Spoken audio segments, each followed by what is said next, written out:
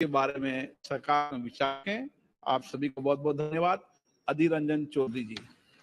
प्रधानमंत्री को रहना चाहिए था, प्रधानमंत्री को उपस्थित रहना चाहिए था, हमारी बात भी सुन ले। ये क्या हमारी क्या रही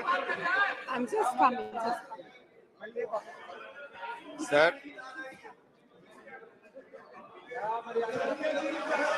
ये हमारे ये उनका बैग यहीं पे है, उनका बैग यहीं पे है, उनका बैग यहीं पे है, देखिए बैग आपके बैग यहीं पे, आपको चली गए, आपको चली नहीं गए, अरे बाप रे, चिंता नहीं आ रही, आपके कहाँ गए, बहुत लंबी के,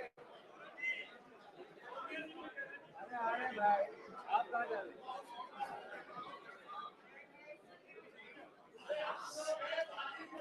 सर, सर,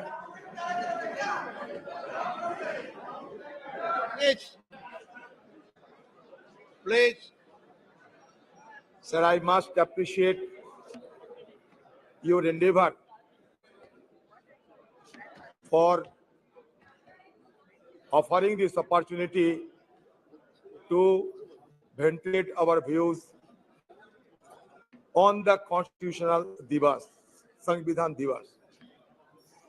लेकिन बात यही सर, कहे तो जाते हैं 75 साल, लेकिन जब तक मेरा जानकारी है, सबसे पहले जो कॉन्स्टिट्यूशन असेंबली की सभा हुई थी वो 1946 में, और 1949 26 नवंबर में ये अडॉप्ट हुई थी, और 1950 26 जनवरी ये चालू हुई थी हमारे संविधान इस देश में। लेकिन आप कहां से 75 साल के अमृतकाल ये लाया गया, ये मुझे समझ में नहीं आते हैं सर। सही मायनों में जब ये सदन ये खबर मिल रहे हैं कि आज ये सदन की अंतिम दिवस है, तो सही मायनों में भावुक तो होना स्वाभाविक है। कितने सारे विद्वजनों ने, ज्ञानियों ने, पंडितों ने और देश प्रेमी ने हमारे ये सदन, उसके साथ साथ हमारा संविधान और ये देश की लोकतंत्र की रक्षा करने के लिए न जाने कितने योगदान किए होंगे। बहुत सारे हमारे पूर्वजों ने ये दुनिया छोड़ के चले गए, उनका याद हम करते रहेंगे। जिंदगी में ये सदन जरूर कहेगी कि जिंदगी में कितने दोस्त आए और कितने बिखर गए। किसी ने 2 रोज के लिए आए, तो किसी ने चलते ही सांस भर लिए।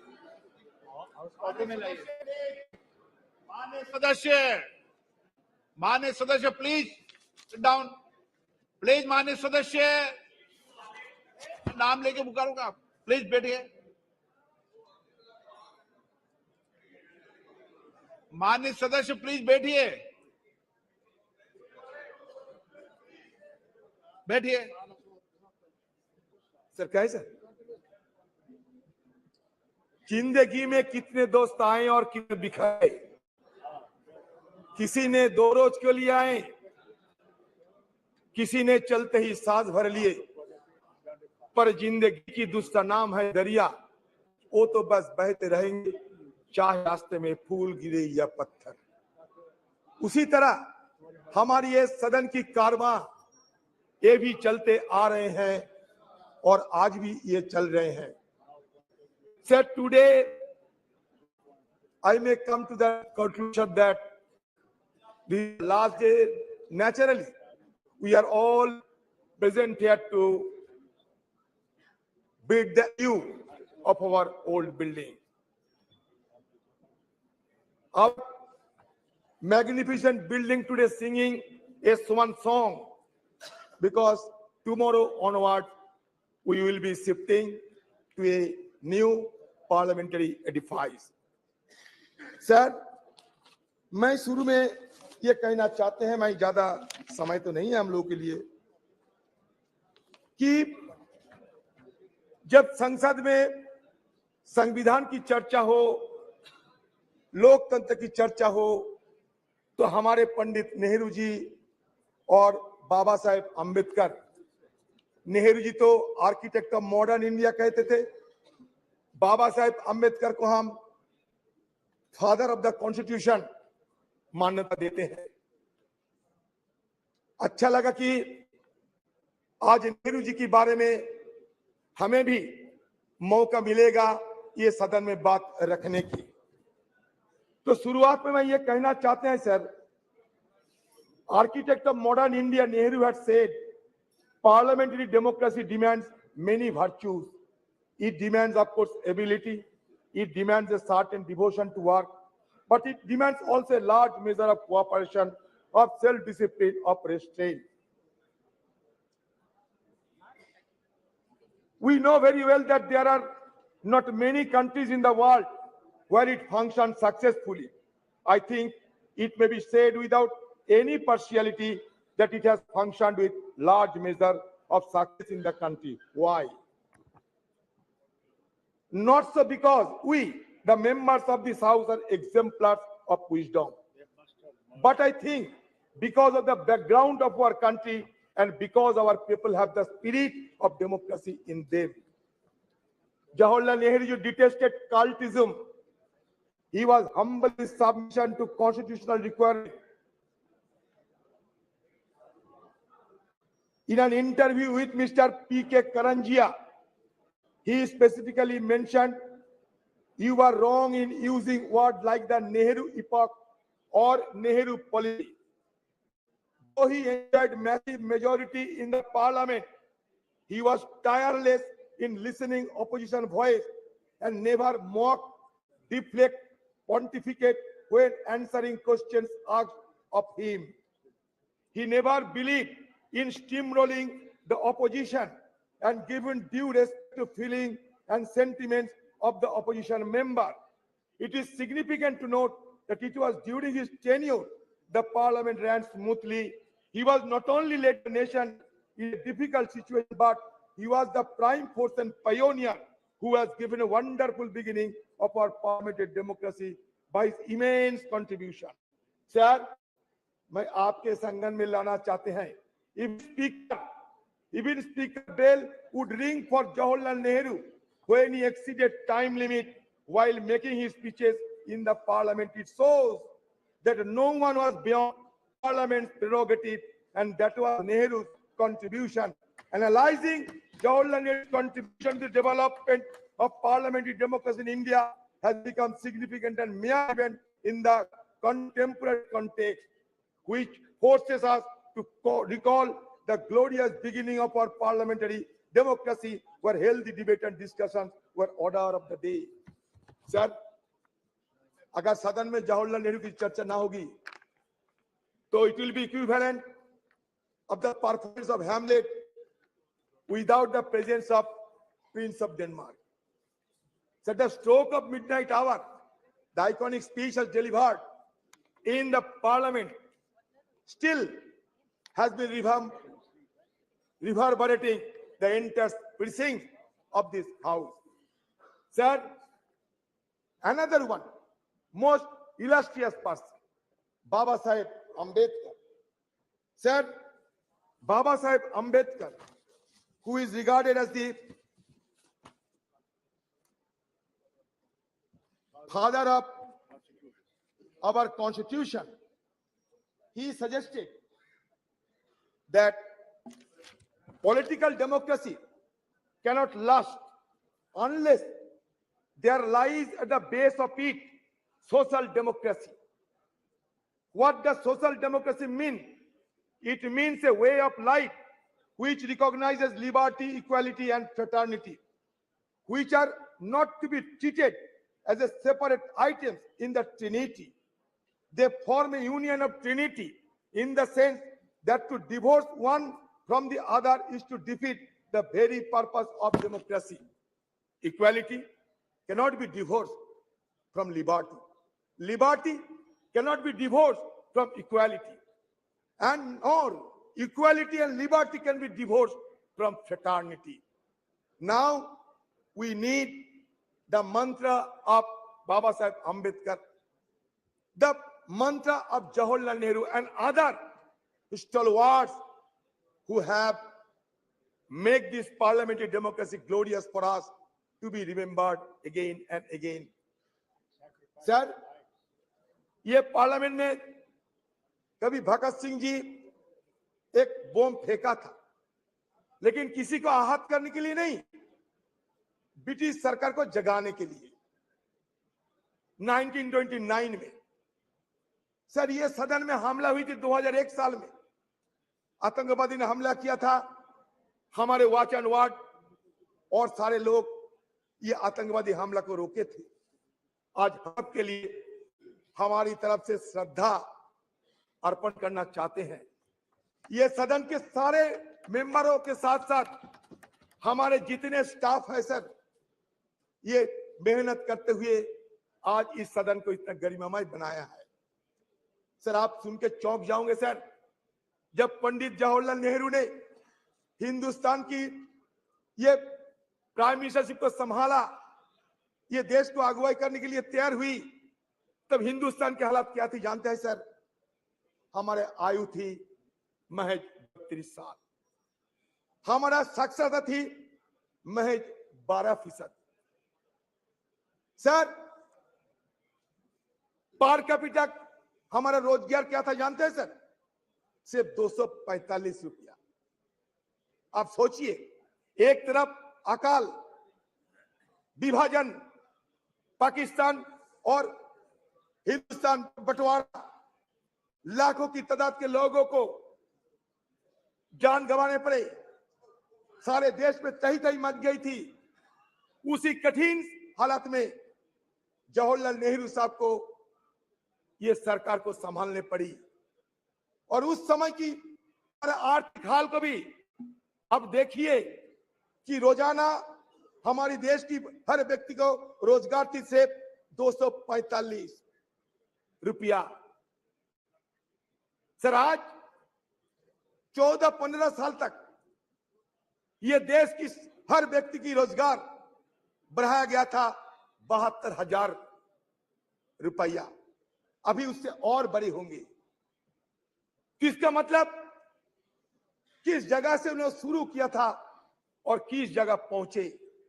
इसीलिए उन्होंने कहा था उसी दिन कि long years ago we made tryst with destiny and the time comes when we will redeem our pledge. सिर्फ जवाहरलाल नेहरू नहीं, उस कॉन्स्टिट्यूएंट असेंबली में जितने लोग थे सारे ने ये शपथ ली थी कि हम देश को आगे बढ़ाएंगे, और देश आगे बढ़ते बढ़ते यहां तक पहुंचे। सर चंद्रयान की बात हो रहे थे, आपको जानकारी देना चाहते हैं 1946 में हमारे देश की आजादी के पहले ये नेहरू जी के नेतृत्व में एटॉमिक रिसर्च कमेटी बनाया गया था। 1948 से हमारे देश में ये नेहरू जी के नेतृत्व में हम सिर्फ आज की मॉडर्न टेक्नोलॉजी और आज की साइंस विज्ञान की तरफ हम आगे निकलते हुए हमें ये देश के लिए क्या किया सर? ये देश के लिए बनाया इसरो। विक्रम भाई साराभाई की अगुवाई में, नेहरू जी की दर्शन से ये इसरो बने, आज नहीं 1964 में। और हमारे देश में 1975 में आर्यभट्ट हम लोग सैटेलाइट आसमान में भेजा था। लेकिन आज इसरो को हम क्या कहेंगे? Indian institute of space research कहेंगे, और क्या कहेंगे पता नहीं। कहां से लाए गए भारत और इंडिया, तरह तरह की बातें। सर मैं दोबारा ये सरकार को ये जरूर ये कहना चाहते हैं सर, नहीं ये तर्क नहीं, इसरो की बात कहते हैं। सर आपको संगठन में ये भी लेना चाहते हैं सर आपकी संगठन में ये भी लेना चाहते हैं कि on the above of independence the constitution assembly met at 11 p.m. with President Rajendra Prasad in the chair. Sucheta Kripalini, a member from Uttar Pradesh, sang the first verse of Bande Mataram to mark the opening of special session. Prime Minister Jawaharlal Nehru delivered his famous Trees to Destiny speech. Sir, Speaker Mabalankar announced, sir, सुन लिए sir, Speaker Mabalankar announced the death of Mahatma Gandhi at a sitting of the Lok Sabha on February 2, 1948. उन्होंने क्या कहा था जानते हैं? We are meeting today under the shadow of double calamity. The sad demise of the tallest man of our age, who has led us from slavery to independence, and reappearance of the cult of political violence in our country. Mabalankar said, a glory that was said by Mabalankar ji. What Nehru ji uttered, a glory has departed, and the sun that warmed and brightened our life has set, and we shiver in the cold and dark. Sir, सदन में चर्चा होगा, वो भी स्वतंत्र की मुद्दे पे, हमारे कॉन्स्टिट्यूशन की मुद्दे पे, और महात्मा गांधी जी के नाम की जिक्र नहीं होने से तो अच्छा नहीं लगता है सर। सर, हमें वाजपेयी जी की बहुत श्रद्धा करते थे, अभी भी करते हैं सर। उन्होंने दिखाया ताकत। 1974 में इंदिरा जी पोखरान में एटॉमिक एक्सप्लोजन किए थे सर। उस समय से विदेशों की ताकतों ने हमें कमजोर करने के लिए हर संभव प्रयास की, लेकिन अटल जी रुके नहीं। नरसिम्हा राव की जमाने में भी ये न्यूक्लियर एक्सप्लोजन करने के लिए सोचा गए थे, लेकिन इसको साकार किया अटल बिहारी वाजपेयी जी ने, और उसके साथ साथ ये भी संदेश दिया देश सारे दुनिया को कि नो फास्ट यूज पॉलिसी हम अपना रहे हैं सर। उसके पहले हमारे खिलाफ सारे पाबंदी लगाए रहे थे, उसको हटाने के काम किसने किया था? हमारे मनमोहन सिंह जी, जिसको कहते थे कि मौन रहते हैं, उन्होंने मौन नहीं रही। जब G20 की सम्मेलन हुआ करते थे, उस समय भी उन्होंने कहा ये अच्छा है हमारे देश के लिए। वो मौन नहीं थी, लेकिन बात कम करते थे और काम ज्यादा करते थे। फर्क यही है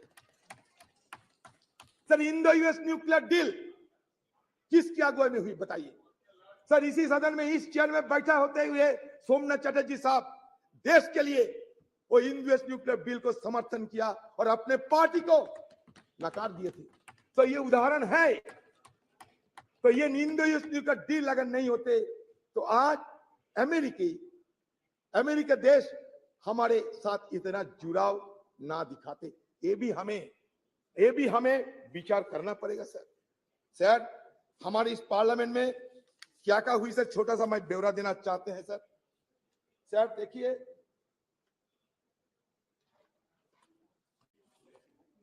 सर इस सदन में सर 1951 में रिप्रेजेंटेशन ऑफ पीपल्स एक्ट पारित हुई थी, to ensure that people are given the right to vote. अगर वोट देने के अधिकार ना होते तो आज बाकी बात करने की हमें गुंजाइश ना मिलती सर। दूसरा, essential commodities act 1955, a law that has helped the government regulate the production, supply and distribution of essential commodities as drugs, oil, kerosene, coal, iron, steel, pulses. Sir, तीसरा क्या हुआ? Green revolution in India 1967। 4, nationalization of 14 banks were nationalized, which enhanced banking infrastructure and services and created provision of cheaper credit to farmers. बता दे sir, 1974 में atomic जब explosion हुई थी ना, हमारे प्रधानमंत्री उस समय रही थी स्वर्गीय इंदिरा गांधी जी। ये भी आपको याद दिलाते हैं। इंफॉर्मेशन टेक्नोलॉजी जब हुई थी हमारे देश क्रांति के स्वरूप से, एक क्रांति के रूप से हमारे स्वर्गीय राजीव गांधी जी। आज हम डिजिटल इंडिया की बात करते हैं। शुरुआत हमारे स्वर्गीय राजीव जी ने किए थे। शायद हम सबको ये याद में रखना चाहिए। सी डॉट से लेकर आज आर्टिफिशियल इंटेलिजेंस, जितने भी एवोल्यूशन होते हैं, इसका पीछे क्या इतिहास है, इसको हमें ध्यान में रखना चाहिए। हिस्ट्री को हम भूलना नहीं चाहिए। History is the remembrance of the past, it transmits from generation to generation. अगर हिस्ट्री को हम कैंसिल चेक नहीं बता सकते, history could not be treated as a cancel cheque, rather it should be treated as a promissory note in future. And now whatever cash in hand, we should spend it wisely. That should be the agenda of the any government. Sir, anti-defection law 1985 or a krantikari, child labor act 1986, the scheduled caste and tribes prevention of atrocities act 1989 to prevent atrocities against members of scheduled caste and scheduled tribe. Sir, panchayat Raj institution act, ये और एक क्रांतिकारी act है। ये enacted in 1992. This act aimed to decentralize power and ensures local self government, enhancing grassroots democracy. Sir, आज देश में 3 सरकार है, केंद्र की सरकार, सूबे की सरकार, ग्राम की सरकार, लोकल सरकार। ये क्रांति, it was a social revolution, and that social revolution occurred without shedding even a drop of blood. That is the significant achievement of our former government of under Rajiv Gandhi ji. Sir, member of Parliament Local Area Development Scheme 1993. Sir, Right to Information Act 2005. It is a landmark. Sir, Right to Information Act 2005 is a landmark legislation that revolutionized transparency and accountability in governance. It empowers citizens to request information from public authorities, thus promoting openness and reducing institutional corruption. Sir, I am being tempted to refer the name of my leader, Madam Sonia Gandhi ji.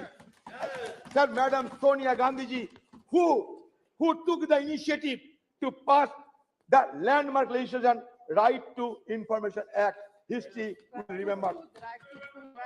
Yes. The Scheduled Tribe and other traditional forest dwellers, recognition of Forest Rights Act 2006. National Rural Employment Guarantee Act NREGA. Sir, ये नरेगा के खिलाफ कटुक्ति करते हुए कहते थे किसी ने, ये मरेगा, ये नरेगा नहीं, ये मरेगा। लेकिन नरेगा मरे नहीं, नरेगा जिए हैं। और नरेगा से हमें ग्रामीण लोगों को अभी भी ग्रामीण लोगों को इसके सहारे जीने का मौका मिलते हैं। Sir, right to education act और एक क्रांतिकारी विधेयक पारित किए गए 2009 साल में। ये राइट टू एजुकेशन एक्ट के तहत it made education a fundamental right for children aged 6 to 14 years. Sir, again, Food Security Act, National Food Security Act 2013. The Food Security Act aimed to provide subsidized food grant to large section of the population, ensuring food security. It sought to address malnutrition and hunger by guaranteeing access to essential food items. गरीबी बढ़ रहे हैं, सारा देश में गरीबी बढ़ रहे हैं। सर, पॉवर्टी इंडेक्स में 117 की देश के अंदर हम 107 में आ गए। सर, कभी हमारे देश को देखते हुए ड्रेज और अमर्त्य सेन ने यह कहा था कि it looks like the island of California in a sea of sub Sahara. इसलिए हमारा ये गरीबी को सबको चूकता है। एक तरफ बढ़ते हैं कुछ चुनिंदे लोगों ने, लेकिन दूसरी तरफ हमारा गरीबी भी बढ़ते जा रहे हैं। इसको ध्यान में रखना चाहिए। Sir, right to fair compensation and transparency in land acquisition, rehabilitation resettlement act 2013, street vendors act 2014। Sir, बाद में क्या देखा हमने? बाद में हमें विरोध करने पड़े, क्योंकि सदन के अंदर विरोध करने का अधिकार तो हमें है, और विरोध करने के अधिकार हमारे संविधान भी हमें देते हैं। सर, इंडो न्यूक्लियर डील जब चर्चा होते थे, जब वोट ऑफ कॉन्फिडेंस हुआ था इस सदन में, तो कौन सा पार्टी कौन सा पक्ष में थे, शायद आपसे ज्यादा जानकारी है। मैं आज इसी शुभ एक अवसर पर किसी को और नहीं बोलना चाहते, लेकिन sir, demonetisation of currency note in 2016 हमने विरोध किया। इंट्रोडक्शन ऑफ कॉम्प्लेक्स जीएसटी उस समय भी लाए गए थे, जिस समय दूसरा सरकार थे, लेकिन फिर भी लाने में जो कमियां थी वो बार बार हम लोग उसका उजागर कर चुके हैं। हमें application of article 320 and right of Kashmir, ये मुद्दे को भी हमें आलोचना जरूर की थी। कश्मीर हमारा अंग है सर। आज भी देखिए कश्मीर में हमारे फौजों को जान गंवाने पड़ती, इसमें तो यह साबित होते हैं उस दिन हमारी तरफ से जो शंका जाहिर किए थे वो शंका सही है सर। आज मैं ये चाहता हूं कि हमारे सदन के अंदर हमारे जो रणकुबड़े जो फौजों ने वहां जान गंवा रहे हैं उसके लिए कम से कम हम थोड़ा सा मौन व्रत करते थे, थोड़ा सा साइलेंस ऑब्जर्व करते थे, अच्छा होते सर। एक तरफ मणिपुर, दूसरी तरफ जम्मू कश्मीर जल तो रहे हैं दोनों, और हम जल तो रहे हैं, इसलिए हमें बहुत कुछ करना बाकी है। ये तो सिर्फ एक झांकी है, हमें बहुत कुछ करना बाकी है सर। और एक देखिए, और एक divisive legislation, citizenship amendment act 2019 and NRC, तो इस तरीके की डिविजन लेजिस्लेशन के विरोध हम लोग किए हैं सदन के अंदर। जो हम किए हैं बताते हैं सर, हम लोग विरोध किए हैं, ये फार्म लोग के चलते हम विरोध किए हैं, और हमारे विरोध के चलते, देश की किसानों की विरोध के चलते ये सरकार को फिर वापसी तो लेने पड़ी सर। फिर digital personal data protection act हम लोग तो विरोध किए थे सर। जो किए हैं हम वजह क्या है बता दिए हैं सर, और ये सारे हमारी तरफ से बात रखे गए हैं सर। हम तो ये चाहते हैं कि आज की हालत में हमारी तरफ से और एक मांग आपके पास रखना चाहते हैं।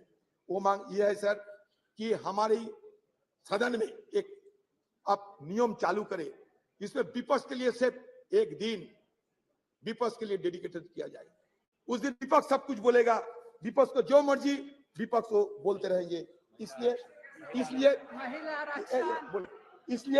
एक दिन विपक्ष के लिए अब रख दिया सर। आप शायद ये भी जानकारी होंगे, आपको शायद ये भी जानकारी होंगे कि हमारे पार्टी की तरफ से, खासकर हमारे पार्टी की CPP chairperson madam Sonia Gandhi ji, ये Sonia Gandhi ji women reservation bill के लिए सदन में कितने बार सवाल किए हैं, और उन्हीं की अगुवाई में राज्यसभा में पारित होते हुए भी ये आज तक साकार नहीं हो पाए। तो हमारी तरफ से फिर हम ये मांग करते हैं कि आपकी सरकार रहते हुए ये वुमेन रिजर्वेशन बिल को पारित किया जाए। ये हमारी देशवासियों की मांग है।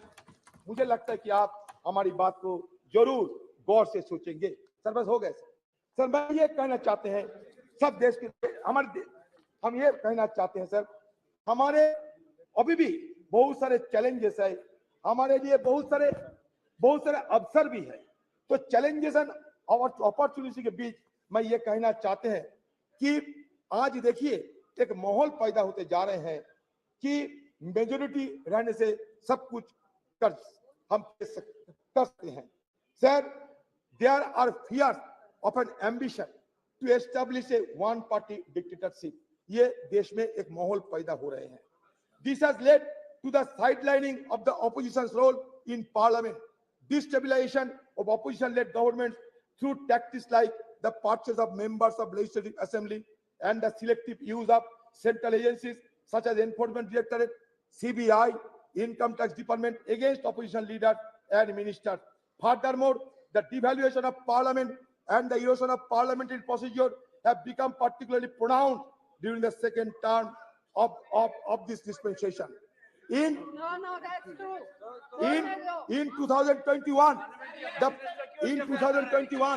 the parliament convened for fewer than 50 days with minimal discussion on legislation and inadequate scrutiny of legislative bills.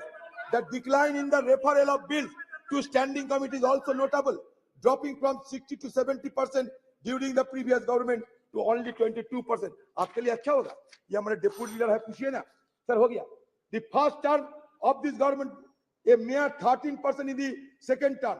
Additionally, the opposition has been denied the right to raise issues and press for vote during the legislative process, further undermining parliamentary norms.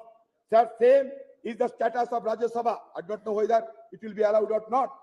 Sir, India's transition, sir, मान के चलिए, India's transition from one-party dominant system to multi-party system, and more recently to a nascent one-party system under this regime has fundamentally altered the dynamics of engagement with Parliament. One positive aspect of parliamentary story is its representativeness. Initially in 1952, Parliament consisted mainly of lawyers associated with the freedom movement and pre-independence legislative bodies. But now, scheduled caste, scheduled tribe, OBC, all have been included in the legislative mechanism. It's a very positive idea. Sir, मैं जानता हूं sir आपको थोड़ा जल्दबाजी है, मैंने आपके पहले बोल दिया था सर। मैं ये कहना चाहते हैं कि देखिए सर, ये हमारे देश, इसमें तरह तरह की बात तो किए जाते हैं, लेकिन सच तो ये है कि इंक्लूसिवनेस की बात होते हुए भी इंक्लूसिव नहीं है हमारे पार्लियामेंट। आप खुद देख लीजिए, नंबर देख लीजिए, माइनॉरिटी कम्युनिटी के लोगों को संख्या देख लीजिए और खुद तय कर लीजिए। मैं कुछ नहीं कहूंगा, आज कटुता हम नहीं चाहते सर। बात यह है कि सर, ये हिंदुइज्म की अगर बात करें, हिंदुइज्म क्या होते हैं? हिंदुइज्म में 4 वेद है, मिलियंस ऑफ गॉड्स है, 18 उपनिषद है, 18 उपनिषद है sir, 6 classical school of philosophy है सर, दो एपिक है। अच्छा ठीक है, अच्छा मान लिया आप, अच्छा ठीक है, तो है तो that means what does it suggest? It suggests that plurality is the essence of our civilization. We may be a young nation, but certainly we can proud of old civilization. Sir, हमारे civilization क्या कहते हैं? Plurality की बात करते हैं।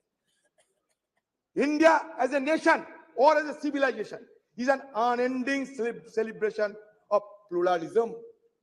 Sir, pluralism accommodates differences, and differences in turn embody, enact dissent. Sir, ये हम कहना चाहते हैं, जब ये कहते हैं कि वसुधैव कुटुंबकम, मतलब क्या है? यही तो मतलब है, सबको चिंता को, सबकी भावना को शामिल करना चाहिए। सर, हमारे सरकार कहिए, हमारे संस्कृति कहिए, ये संस्कृति में ये भी दोहरा गया है, अहंकारम बलम दर्पम क्रोधम। सर, अहंकारम बलम दर्पम ये वर्जित किए हैं हमारे हिंदू धर्म। सर, इसलिए मैं कहना चाहते हैं, अहंकार को छोड़ना चाहिए सबको। हो सकता है आपका बहुत सारी क्षमता हो सकता है, आपको कभी हमको, लेकिन इसको वर्जन करना चाहिए। अहंकारम बलम दर्पम कामम क्रोधम समस्थिता मम आत्मा सर्वदेहेषु प्रदो विष्णु भस्वा का मतलब क्या है? मतलब ये होते हैं कि ऊपर वाले को गुस्सा की आप आमंत्रण ना करें तो बेहतर है। सर, इसलिए आज जब सदन के अंतिम दिन है, मैं उस बुजुर्गों को स्मरण करते हैं जो हमारे बीच अभी नहीं है। हाँ सर,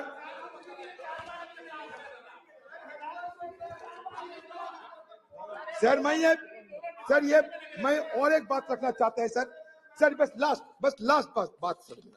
देखिए सर, हम सब ये हमें भुगतना पड़ता है सर इसके लिए, इसलिए मैं रखना चाहते हैं आपकी निगाहों में सर।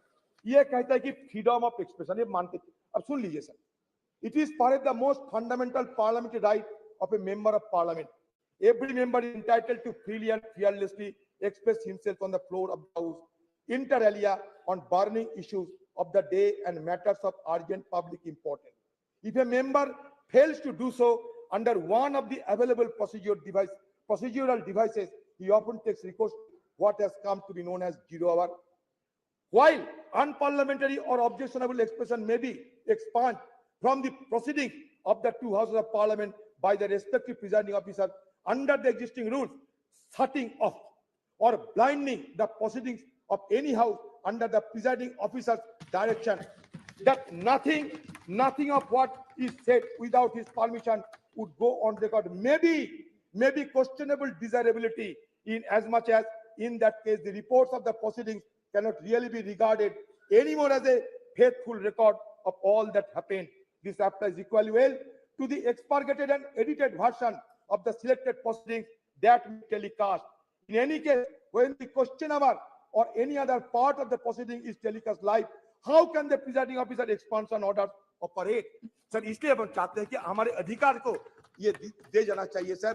हम चाहते हैं कि सदन की जो गरिमा वो गरिमा बरकरार रही है सर। स्पेशल सेशन है, ये नॉर्मल सेशन है, क्या है किसी को पता नहीं। हमें बाहर से मीडिया वालों के हवाले से पता चलता कि स्पेशल सेशन है या नहीं। सर जब मिडनाइट सेशन होते हैं, जैसे कि आजादी के दिन हुई थी 14-15 अगस्त, वैसा मिडनाइट उसमें चर्चा नहीं होते। जैसे कि जीएसटी के लिए नरेंद्र मोदी जी किए थे, चर्चा नहीं होते, लेकिन बाकी स्पेशल सेशन में चर्चा होते। लेकिन इसके साथ साथ बाकी लेजिस्लेशन नहीं जा सकते। लेकिन यहाँ 8-9 सारे मुद्दे को आप शामिल किए हैं। पता नहीं इस तरीके की कैसे आप सदन को गरिमा को बरकरार रखेंगे। क्वेश्चन आवर में हमें शामिल होने का मौका नहीं है, जीरो उठाने का मौका नहीं है। फिर आप कहते हैं कि गणतंत्र गरिमा को बजाय रखना चाहिए। सर ओल्ड से न्यू हम जाते हैं, ओल्ड को हम भूलना नहीं चाहते। Old is always gold. Sir there is a saying that old horse is best to ride. Old horse is best to ride. Accordingly old house is best to बस। हम नया सदन में जाएंगे लेकिन पुराने को याद में रखेंगे। सर फिर एक बार कहना चाहते हैं, हमारे राजेश खन्ना जी बाबू मोशाई एक पिक्चर थे, उसमें कहा था जिंदगी बड़ी होना चाहिए, लड़ी नहीं। हाँ ही ना है, लेकिन आज सदन के अंदर हम जो करते जा रहे हैं, अगले दिन हमारा पीढ़ियों ने इसको याद रखेंगे। इसलिए जिंदगी बड़ी होना चाहिए, लंबी नहीं। ये बात कहते हुए मैं अपना बात समाप्त करता हूं।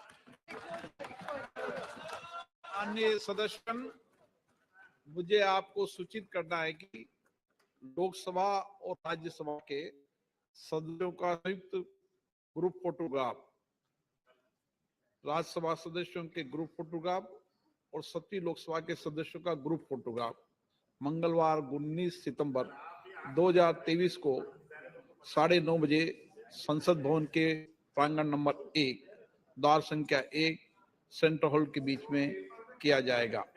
अतः मैं आपसे अनुरोध है कि ग्रुप फोटोग्राफ के लिए 19 सितंबर 2023 को पूर्वाह्न 9:15 पर उपस्थित स्थल पर पहुंचे, ऐसा मेरा आग्रह है। श्रीमान TR बालू साहब।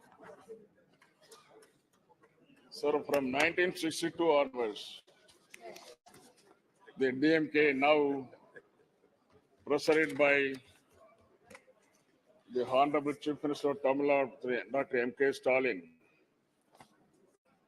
has been part of all historical discussion in this house and also in the other house. Sir, though called it, this is the special session, there is nothing special about it. Just yet another session. The new Parliament building has been constructed at an enormous cost without a felt need.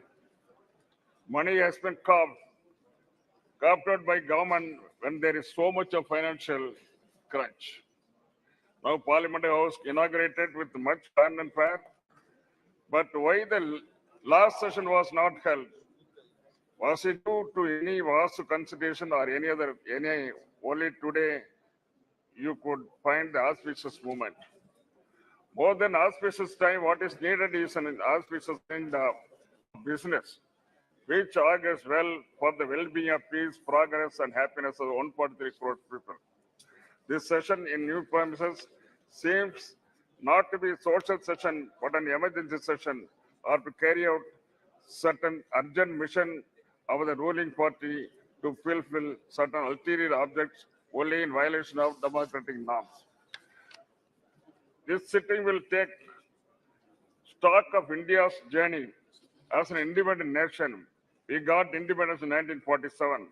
The 75th year of celebration fell last year in 2022. We have already stepped into 76th year.